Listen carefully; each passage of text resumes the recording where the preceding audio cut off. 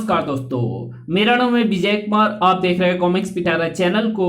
तो चलिए दोस्तों, मनोज कॉमिक्स में राम रहीम की शानदार कॉमिक्स को शुरू करते हैं, जिसका नाम है जल उठा आकाश। आप देख सकते हैं इसका कवर पृष्ठ जो कि कुछ इस तरह का है। तो चलिए इसकी शानदार स्टोरी को शुरू करते हैं। पृथ्वी से करोड़ों प्रकाश वर्ष की दूरी पर आकाश गंगा के उत्तरी किनारे पर प्लूटो नामक एक विशाल ग्रह, वहां का सम्राट एक महान वैज्ञानिक डॉक्टर करूपा था।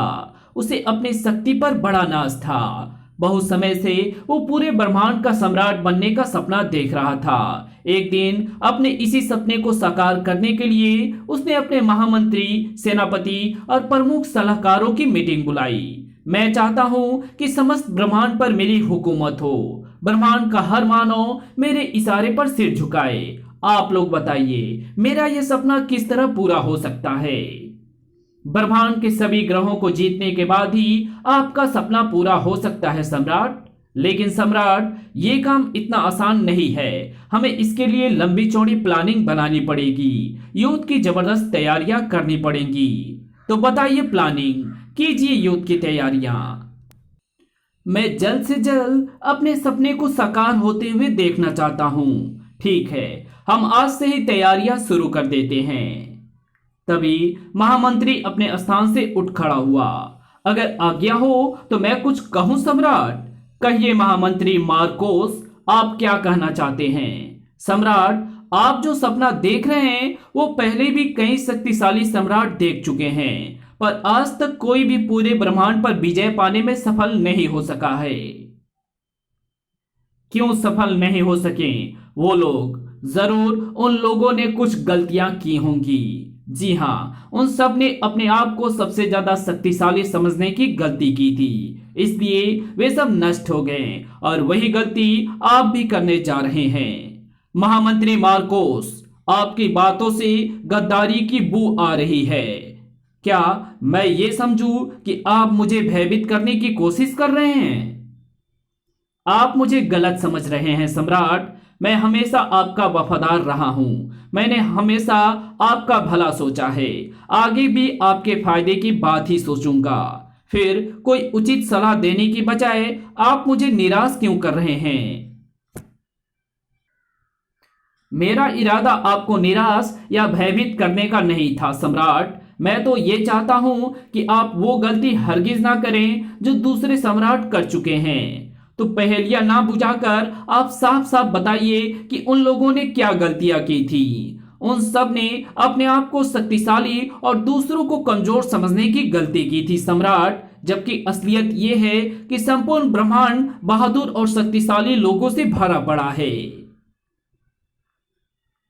अगर आप समस्त ब्रह्मांड का इतिहास उठाकर देखें तो आपको पता चलेगा कि जब भी किसी शक्तिशाली सम्राट ने ब्रह्मांड जीतने की कोशिश की, तब तक देवी देवताओं की शक्ति से कोई ना कोई बहादुर इंसान उसकी राह का कांटा बन गया। इसलिए मैं चाहता हूं कि आप पहले उन लोगों को खत्म करें जो आपके सपने को चकनाचूर कर सकते हैं। उसके बाद ही अपना अभियान शुरू करें। बात तो आपकी ठीक है, पर ऐसे लोगों का पता कैसे चलेगा जो भविष्य में मेरी राह का कांटा बन सकते हैं? आपके इस सवाल का जवाब सुपर कंप्यूटर दे सकता है सम्राट। तो चलिए हम सब कंप्यूटर रूम में चलते हैं। चलिए कंप्यूटर रूम में। सुपर कंप्यूटर, मैं पूरे ब्रह्मांड को जीतने का अभियान शुरू करने जा रहा हूं। तुम मुझे ऐसे लोगों के नाम एवं पतों की लिस्ट बनाकर दो जो मेरे अभियान में रुकावट डाल सकते हैं। ओके सम्राट। थोड़ी देर बाद, ये लीजिए सम्राट। सम्राट करूपा लिस्ट लेकर देखने लगा था। सम्राट, जिन लोगों के नाम मैंने आपको दिए हैं, ये सब संपूर्ण ब्रह्मांड के शक्तिशाली और खतरनाक इंसान हैं। इनमें से हर एक इंसान अकेला आपके अभियान को चौपट कर सकता है। इन सब लोगों को किस तरह खत्म किया जा सकता है सुपर कंप्यूटर? इन्हें खत्म करने का सबसे अच्छा और आसान रास्ता यह है कि इन्हें आपस में ही लड़ा दिया जाए। Good idea. आपस में लड़कर इन लोगों की संख्या और शक्ति दोनों ही कम हो जाएंगी और जो बाकी बचेंगे उन्हें हम आसानी से खत्म कर देंगे। लेकिन सम्राट, सोचने वाली बात तो यह है कि इन लोगों को आपस में लड़ाया कैसे जाए। मेरे दिमाग में एक प्लान है सम्राट, अगर आपकी आज्ञा हो तो कहूं। जरूर बताइए। तो सुनिए, मेरा प्लान यह है कि, और उसने अपना सारा प्लान बता दिया। वेरी गुड, आपका प्लान तो बहुत शानदार है। शुक्रिया सम्राट।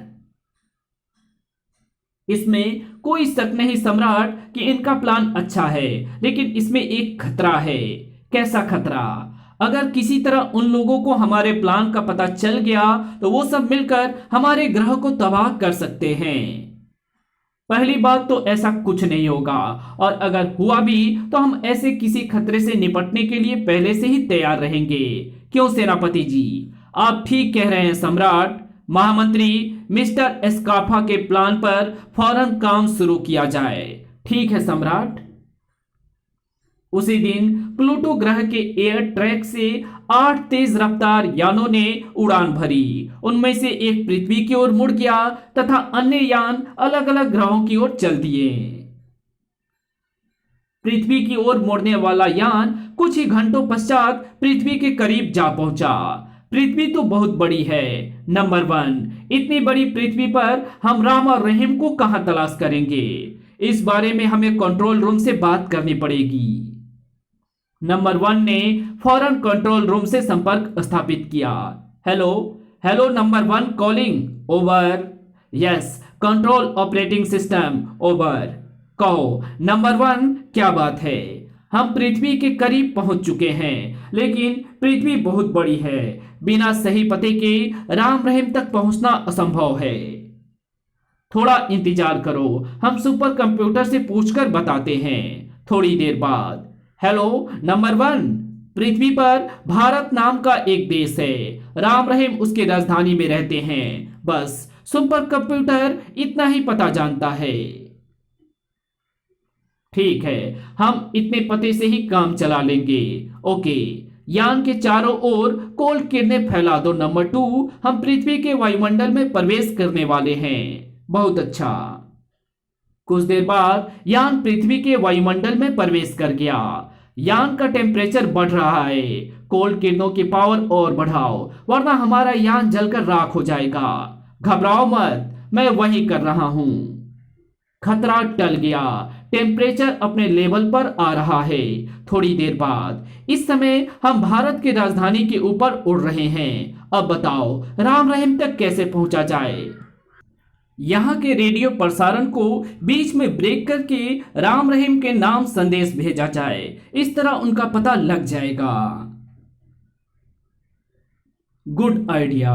मैं रेडियो स्टेशन की फ्रीक्वेंसी ब्रेक करता हूं, तुम संदेश प्रसारित करो। ओके। यान से निकलने वाली चुंबकीय किरणों ने रेडियो स्टेशन से निकलने वाली रेडियो लहरों को जाम कर दिया।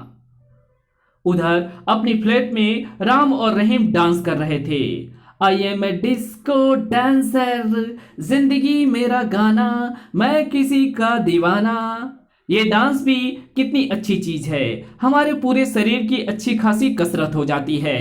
इसलिए तो मैं रोज 1 घंटा डांस करता हूँ। राम के माता पिता कुछ दिनों के लिए बाहर गए हुए थे, इसलिए राम रहीम पूरी तरह आजाद थे और अपने तरीके से दिन बिता रहे थे। ओ झूमो, ओ नाचो। मैं अरे, ये रेडियो को क्या हो गया? कमबख्तों ने अच्छे खासे गाने का सत्यानाश कर दिया। ठहरो, मैं इसे बंद ही किए देता हूं। तभी मैं प्लूटो ग्रह का संदेश वाहक हूं। रेडियो प्रसारण में रुकावट डालने के लिए हमें खेद है। मैं राम और रहीम के लिए अपने सम्राट करूपा का एक संदेश लेकर आया हूं। ये सब क्या है राम? खामोश रहो, संदेश सुनने दो। अगर राम और रहीम हमारा संदेश सुन रहे हैं तो अपने घर के ऊपर लाल कपड़ा लगा दें, हम उनके पास पहुंच जाएंगे। ये संदेश बार बार प्रसारित होने लगा। मैं प्लूटो ग्रह का मामला समझ में आया। लगता है कुछ गहरा चक्कर है, लेकिन जब तक संदेशवाहक यहां आकर संदेश नहीं सुनाएगा तब तक मामला समझ में आने वाला नहीं है। इसका मतलब लाल कपड़ा लगाया जाए। तभी टेलीफोन की घंटी बज उठी। ट्रिन ट्रिन। तुम जाकर कपड़ा लगाओ, मैं देखता हूं किसका फोन है। Hello, Ram speaking. मैं प्रोफेसर प्रभाकर बोल रहा हूं बेटे, तुमने रेडियो संदेश सुना? जी हाँ, संदेश सुनकर मैंने रहीम को छत पर कपड़ा लगाने के लिए भेज दिया है। गुड। सम्राट करूपा का संदेश मिल जाए तो मुझसे आकर मिलना। Okay uncle. रहीम छत पर कपड़ा लगाकर वापस आ गया। किसका फोन था? प्रोफेसर प्रभाकर अंकल का था। कह रहे थे कि संदेश मिल जाए तो मुझसे आकर मिलना। उधर यान में लगता है राम रहीम को हमारा दिया हुआ संदेश मिल गया है। वो देखो, उस कोठी की छत पर लाल कपड़ा लहरा रहा है। गुड, यान को कोठी के ऊपर ले चलो। यान तेजी से उस कोठी की ओर बढ़ने लगा। कुछ देर बाद यान राम की कोठी के ऊपर मंडरा रहा था। कोठी की छत बहुत छोटी है, इस पर यान नहीं उतारा जा सकता। तुम यान को छत के और करीब ले चलो, मैं छत पर कूद जाऊंगा। यान छत से 5 मीटर ऊपर आकर ठहर गया। यान का दरवाजा खोलो। यान का दरवाजा खुलते ही नंबर 2 ने नीचे छलांग लगा दी। वो रहा नीचे जाने का रास्ता। फिर वो सावधानी से सीढ़ियां उतरने लगा। कुछ देर बाद वो राम रहीम के सामने था। पृथ्वी के बहादुरों, मेरा प्रणाम स्वीकार करो। ओह, तुम ही हो प्लूटोवासी? हाँ, कहो तुम्हारे सम्राट ने हमारे लिए क्या संदेश भेजा है? संदेश इस स्वर्ण पत्र में लिखा है, आप खुद पढ़ लें। राम स्वर्ण पत्र लेकर पढ़ने लगा। मैं बहुत बीमार हूं, मेरी मौत का कोई ठिकाना नहीं है। मैं मरने से पहले किसी बहादुर एवं बुद्धिमान इंसान को प्लूटो ग्रह का सम्राट बना देना चाहता हूं। उसके लिए मैंने एक मुकाबले का आयोजन किया है। मुकाबले में जो जीतेगा उसी को मैं अपना ताज सौंपूंगा। मुकाबला ठीक 10 दिन बाद शुरू होगा। उम्मीद है तुम दोनों मुकाबले में जरूर आओगे। सम्राट करूपा। बहुत खूब, अपने सम्राट से कहना हम मुकाबले में भाग लेने जरूर आएंगे। धन्यवाद। स्वर्ण पत्र के पीछे प्लूटो ग्रह तक पहुंचने का नक्शा बना हुआ है। आप लोगों को वहां पहुंचने में कोई परेशानी नहीं होगी और वहां हम तुम्हारे स्वागत के लिए तैयार रहेंगे। अच्छा, अब मुझे इजाजत दीजिए। नंबर 2 राम रहीम से विदा लेकर वापस छत पर पहुंचा तो यान की किरणों की एक सीढ़ी उस तक पहुंच गई। नंबर 2 ने किरणों की सीढ़ी पर जैसे ही पैर रखा, उन किरणों ने उसे यान के दरवाजे की ओर खींच लिया। पलक झपकते ही वो यान के भीतर था। क्या रहा नंबर 2? मैंने राम रहीम को संदेश दे दिया है और उन्होंने हमारे ग्रह पर आना स्वीकार कर लिया है।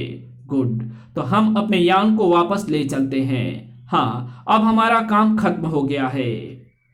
इधर मुझे तो इस मुकाबले के पीछे कुछ गड़बड़ घोटाला लगता है, इसलिए तो मैंने हाँ कर दी है। लेकिन असलियत का पता तो चलेगा प्लूटो ग्रह पहुंचकर ही। चलो अब प्रोफेसर अंकल के पास चला जाए। ठीक है, चलो। कुछ देर बाद उनकी मोटरसाइकिल प्रोफेसर प्रभाकर की प्रयोगशाला की ओर उड़ी चली जा रही थी। राम भैया, अगर प्रोफेसर अंकल ने प्लूटो ग्रह जाने के लिए हमें अपना यान ना दिया तो क्या होगा? उन्होंने हमेशा हम लोगों की सहायता की है, इस बार भी जरूर करेंगे। और मान लो उन्होंने यान देने से इनकार कर भी दिया तो हम कोई और रास्ता सोचेंगे।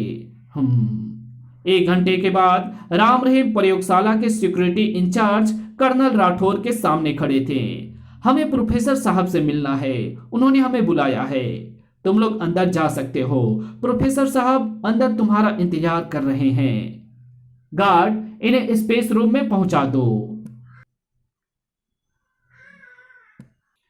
गार्ड उन्हें स्पेस रूम में पहुंचाकर वापस लौट गया।